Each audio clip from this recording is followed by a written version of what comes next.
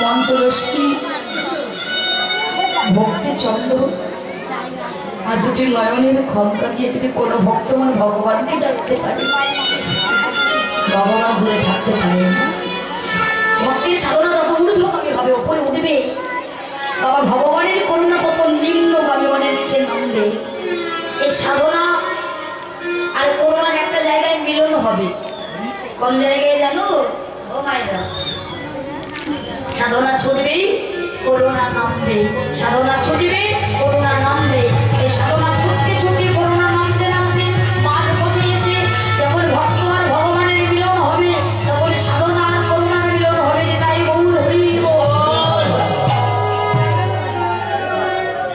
সাধনা আর করুণা যখন মিলন হবে, তখন ভক্ত আর ভগবানের মিলন হবে।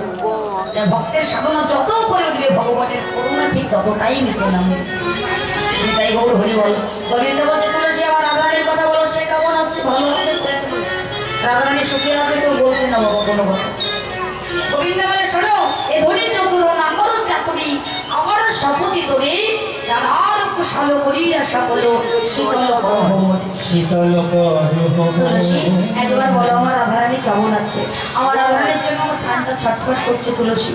আমায় রাধারানী যে বলতে বারণ করেছে, তুলসী কোনো কথা বলছে না। গোবিন্দ বলছে শোনো তুলসী, যতই তুমি তার কথা আমায় না বলো, তুমি জানো না সে যে বিনোদিনী দিবসে রজনী, অন্তরে খেলোয় মোর সতীবের স্বপনে দেখা হয়ে সেজনে শপথই করায়। তোমার শপথ করে বলছি, আমার রাধারানী আমার হিয়ার মাঝে সব সময় থাকে, দিবানিশে সবসময় সে আমার হৃদয়ে, যতই তুমি তার কথা আমায় না বলো।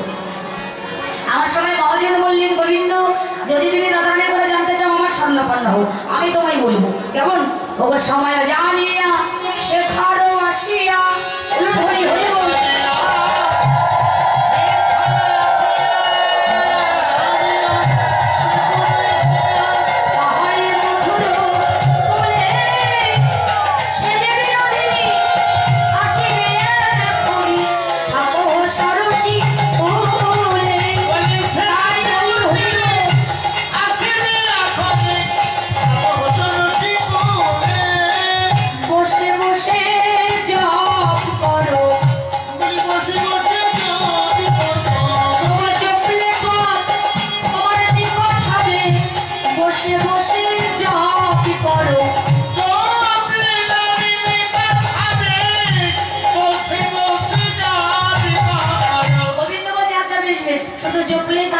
পাওয়া যাবে কি বাবা, পাওয়া যাবে